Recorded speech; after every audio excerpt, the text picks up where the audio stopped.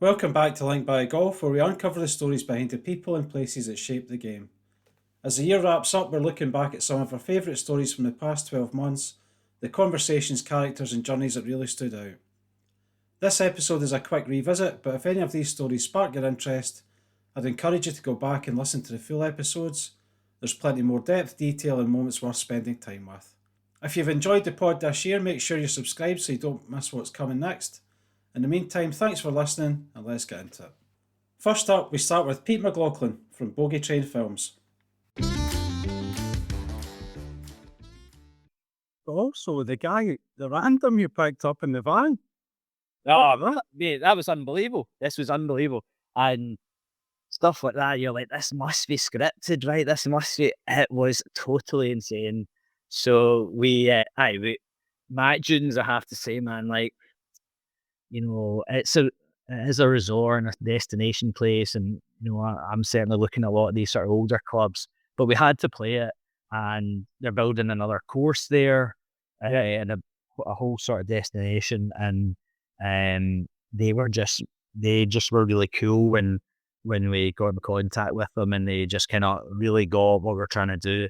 So they came back to me and said, "Look, we're getting you the main man, James, and he's going to play some golf with you."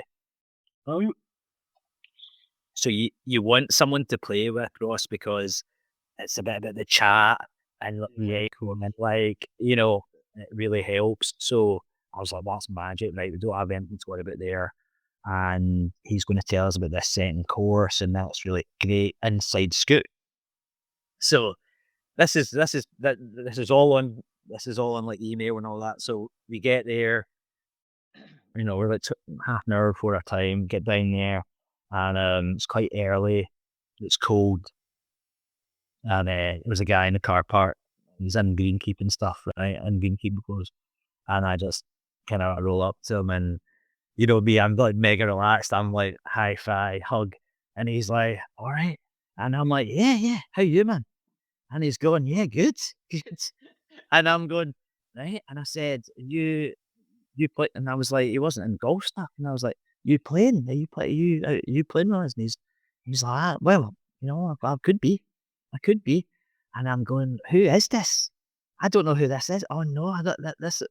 So then they go in. There's a young guy who's actually a green staff, and he's kind of working the clubhouse. Andrew, sweet guy, and I said, "Dude, Alan, who is that? That's who we're playing with?" And he's like, "No, no, that's a guy just sleeping in his van." He's like, "I just came down to open the place up, and there's a dude in a camper van. I don't think you're actually supposed to do that. He's in the club car park, and he just stayed there overnight." And I'm like, "Oh, this is good. This is too good. I need to get this guy going." So I went back out to him. I said, "Look, we're doing this thing. Do you want to play?" And he's like, "Oh, mate, I'd love a playing partner." And I said, "Well, you need to have a mic on you." I said, "We're filming." And he went, "Oh, this is great. What's going on here?" And it just turned into this like ridiculous thing. And then the two, Jack and Tom, who are doing the cameras and stuff, they don't realize this, right? So they don't know he's a random and all this. So it's like by the time they kind of understand what's going on, we're already away. And the guy, this is honestly what happened. It was like stars in your eyes. He goes, "Brilliant, brilliant, Pete, when we off?" And I said, "Well, we need to go clip someone on the range, and then we're on the tee." And he went in his van, the full side shutter, and it couldn't have been 30 seconds. Jumps out, full clobber, vintage golf, and sort of slides out like that. "I'm ready." And I'm going, "What is going on? This is nuts." And Scotty, man in the van, he was the man. And then he goes on and he'd telling the story that he'd sort of a 2-3 week window of work, and he had this kind of project van he'd had for years, he's from way down south. He's from like Royal St George's, and he's like, I had never seen St Andrews, and I wanted to come up, and he just sort of got up and he did this wee tour, and he was in Aberdeen, he played Trump Aberdeen, and somebody said to him, "You got to go play like down like one of the McDanish courses." And he drove down overnight from Aberdeen to Macranish. I mean, it was like taking me 6 hours. something like that, maybe more. And he slept in the back. He's sleeping in the car park, and then he plays around. That could not have been warm at that time of year. Imagine how cold it must have been then. Well, he said the van was all over the place and he didn't get much sleep. But then we finish and I get a couple of beers in him and then we take him out for dinner and all that. It was great, man. His chat was amazing. And then he's phoned me up. He's really sent the video out to all his network. He's pure loving it. And then he's like, look, his dad is a caddy at St. George's, and he's like, I want to get his ID and I want to get his filming down here. And we're like, oh man. So well, special. The way we've approached this from the start, Ross, is very open and like nothing is. You got to have a concept and where you're playing and stuff, but everything else is like who's coming along for the ride, and he was top drawer, man. He was top drawer, and he kept giving me this was a funny one when he was playing, and he was kind of he wasn't playing that good to start off with, and he's like, it's the cameras, Pedro. It's the cameras. He says, I've been ripping it for 2 weeks. And I was like, sure you have, mate. Sure. Yeah, but he was a great sport. And then we went in. So that is killing me. I can't sleep in that van. It's killing my butt swing. I know. So it was dead funny. It was great. So every video's been different. Next up, it's Lloyd Saltman. Well, again, just really rolling on, massive confidence, winning a couple of big events. It was amazing. I won the St Andrews Link during the Old Course and I shoot that kind of score on the Sunday. To then go and qualify at Scots Craig. I just, it was always in the schedule. Let's go. I didn't realise you'd qualified, Lloyd. I thought you'd had some exemption. Wow. I went to Renfrew. I wasn't actually playing that great that day, and I managed to eagle. I'll forget the holes. There's a par 5 on the back thing. I eagled it. Right.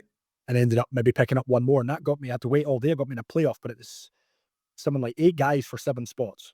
So only one guy. And I was like number 6 to tee off. And it was a 5 iron at Renfrew. Is it 10th a par 5 actually? Think so, yeah. So, and everyone hit the green.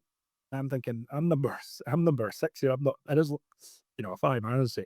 I ended up in the green. The last guy missed the green and made bogey. So he wins out. And that is I got through, but I had to wait all day. Then I went to Scots Craig and I finished second. With nice numbers there, played really solid. And literally the Monday morning, so that was a Sunday night, I walked on the open. Oh, was that still back in the day when you went qualifying straight to tournament? Straight. Wow. And I walked on the range on the Monday morning. And although on the way through, Dad's like, right, we'll leave at this time. We'll drive through, and we'd only been at St Andrews about 200 times, and we got lost going to St Andrews. And I was like, great, and thinking, Dad, how are you? Are we lost? I just want to get there and please get on the open. And then we got there, and this guy wouldn't let us in the car park, and he was saying, he's playing, get out of the way. So we parked up with us once I'm nearly running the gap. That's a beauty, getting lost in the way they open here with the big yellow signs. I mean, come on. Exactly, yeah. It took us like half an hour longer, but when you're 19 and you're sitting in the car wanting to get onto that range and see all the superstars, it felt like about 2 hours. So yeah, and then all of a sudden I was on the range at the Open, and that kind of week just rolled really well. But I felt very comfortable, if I'm being honest. I knew my game was good. I was playing well. I was one of those things. I think because I knew I wanted to do that, and that was what I was aiming for. By arriving, it wasn't like, oh, this is a shock. I was kind of in my mind. I think I almost pictured it and being like, that's where I'm going to be going. So then I felt comfortable, got off to a great start. I think it was at one stage, I was off early, like 6:50 or something. At one stage, I think I was 3 under through 7. I was leading with Retief Goosen with us. So that was pretty cool.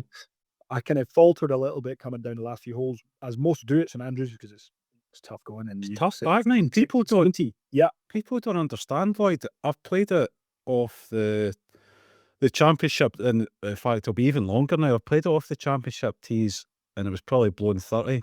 Like the 14th, you can't. People think, oh, you just bang driver down, you're going to have, I don't know, 3-wood 2-iron. No, you're struggling to get to the fairway. It's so if it's smart to lay up because of all those because if it's in the wind. Luckily for us that week, it was great weather. It was beautiful, but the rough was juicy. Wherever they kind of rough it's around, it was like munch.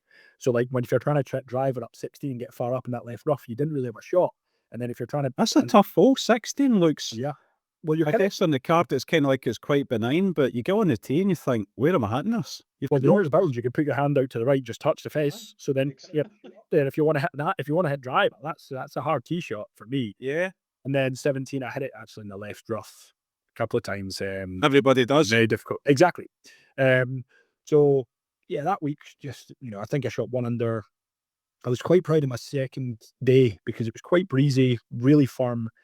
Or I think, I think I shot a decent score to a nice round of golf to make the cut. And I thought, that was good. Yeah, that was strong. And then, Saturday morning, you're rolling out thinking, well, this is great. It's a nice day on Saturday. The crowds were all there. And I think I shot 68, 4 under. And then all of a sudden it was like, it's so weird though. I think as you develop as a pro, you get very aware of scoreboards. You look at cuts, you look at, who's doing what. And there's not one, even to now, no, I've not looked, that I could tell you where I was after round 1, after round 2. I was just saying, what will the cut be? That was kind of I wasn't looking at where I was. I didn't look at, I didn't load up a score like everyone has apps and things. And it wasn't until I finished on 18 that they told me. I mean, a pretty cool memory was on 18th tee.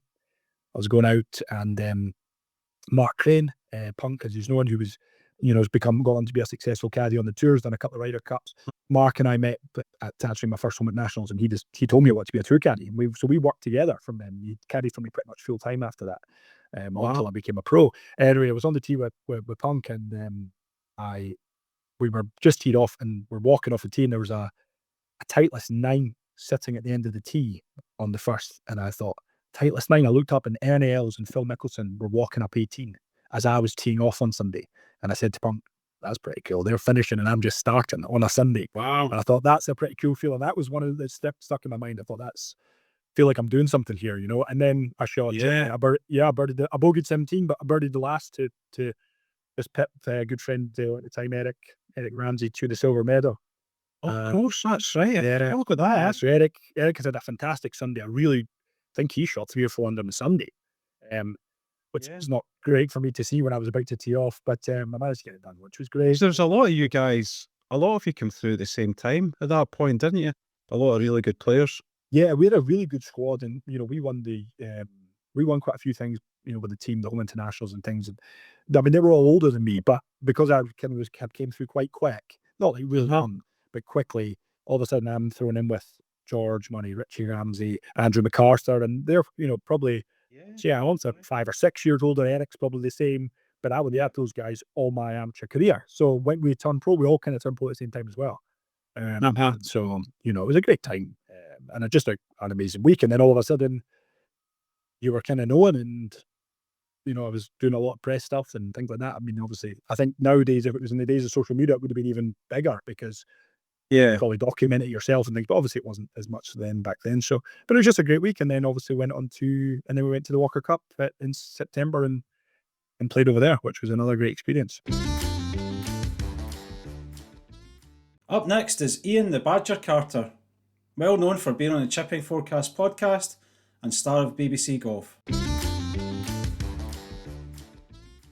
Martin Keimer holding his putt at Medina to make sure that the Ryder Cup stayed in European hands.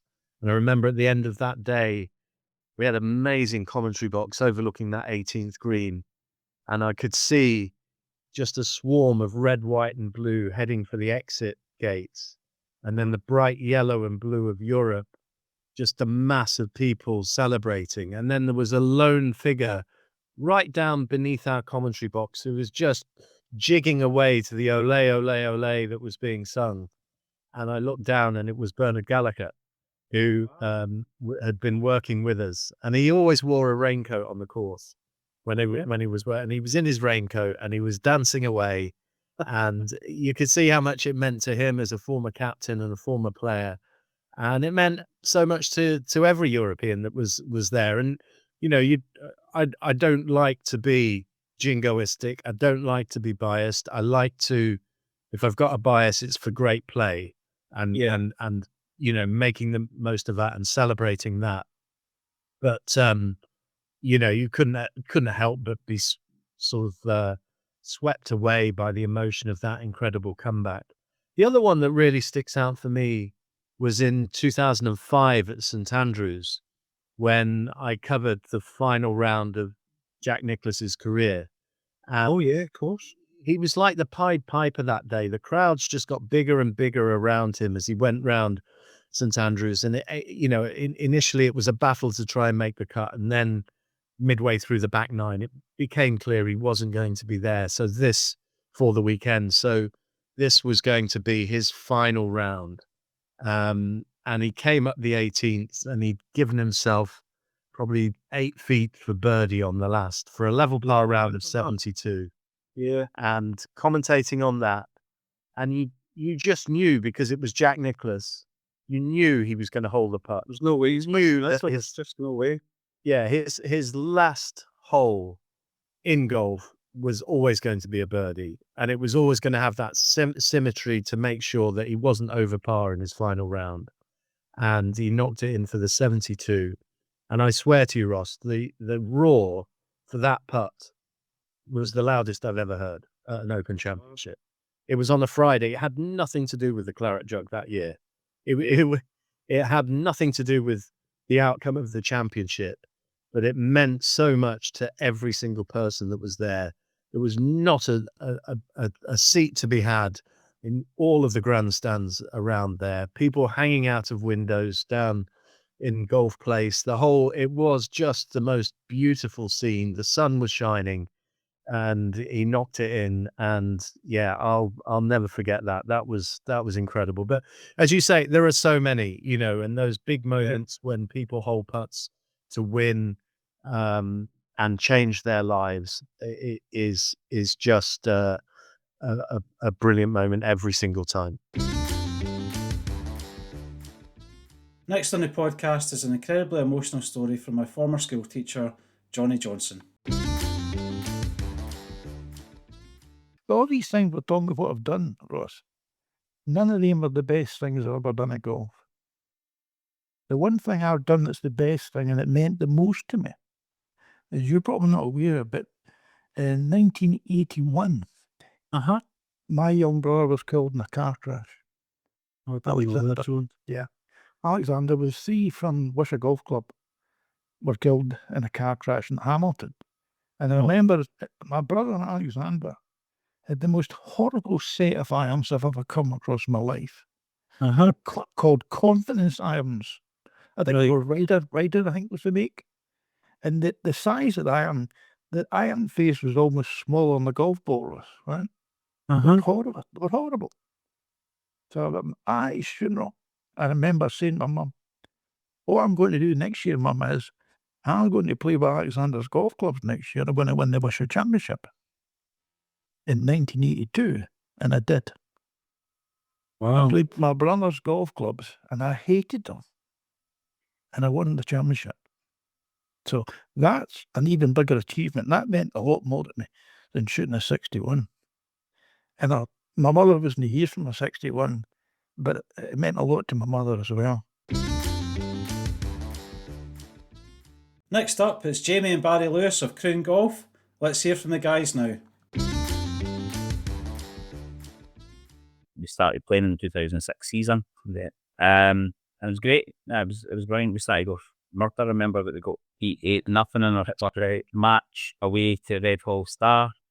But can I skip forward? It's not a football podcast, but I remember the tail end of the next again season, we beat them 6-2 at our own park.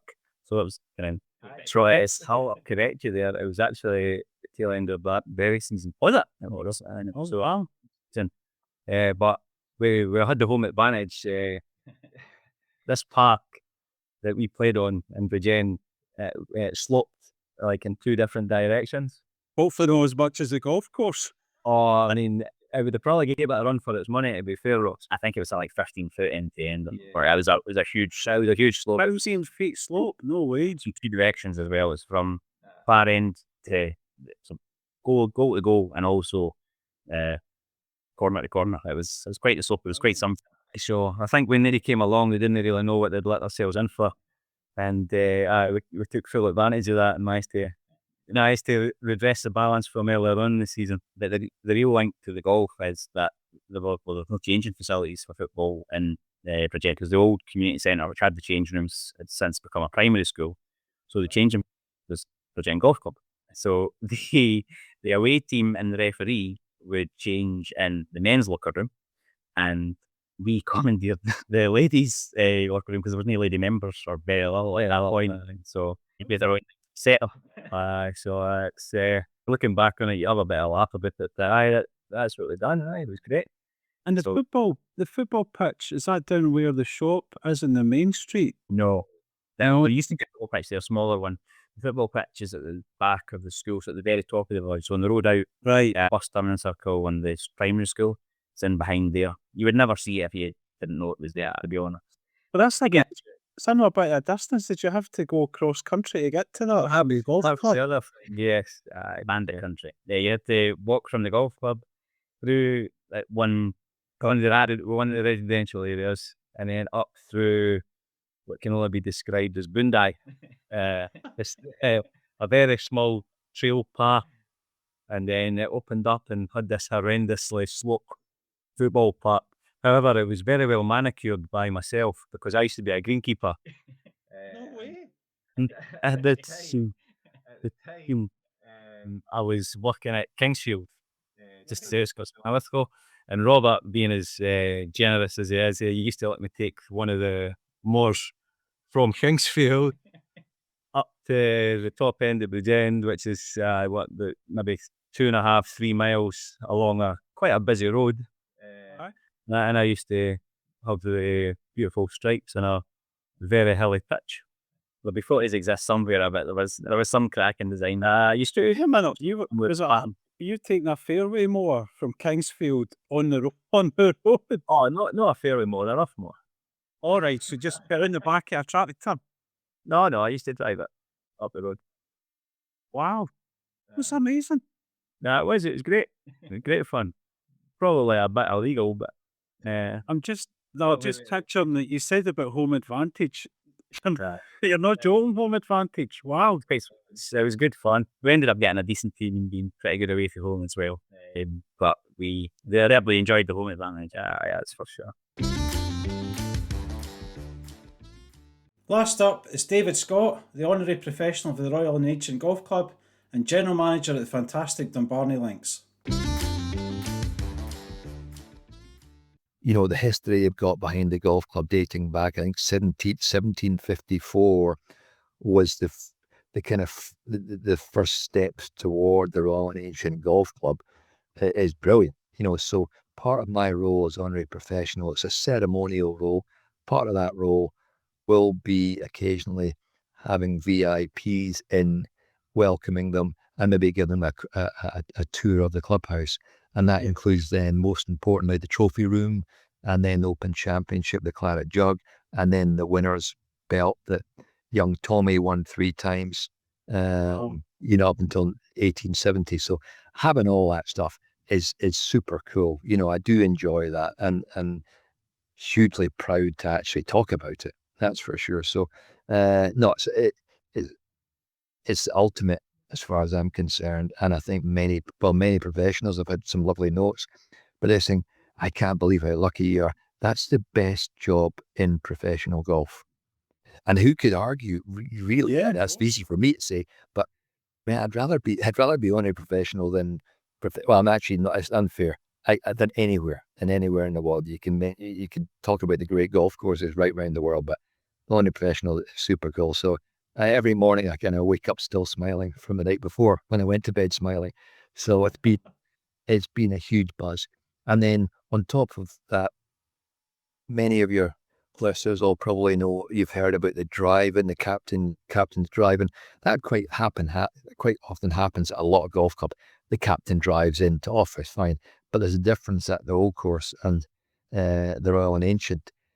When the captain drives in, there are 40 or 50 caddies down the first hole and 18th fairways on the Old Course. So he drives in, I peg up his ball, he drives toward the caddies, and whoever then gets the ball brings it back to the captain, and he swaps it and exchange it for a gold sovereign. So gold sovereign these days, the way gold is, I don't know how much it is. It'll be £700 or £800. So it's worth getting a black eye for, I think, probably to get that ball. But and there with the superb. well, that's right. I think, and so it's quite precarious when you think about it, right? So the incoming captain, Dennis Watson, he's a very fine player. I think he's like a 4 handicapper. And the caddies will all know it.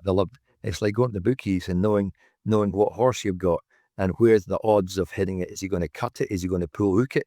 And so they're all kind of scattered around. But if it was a regular puller of the ball, well, it'll all be down the 18th fairway down the left, hoping it's going to come that way.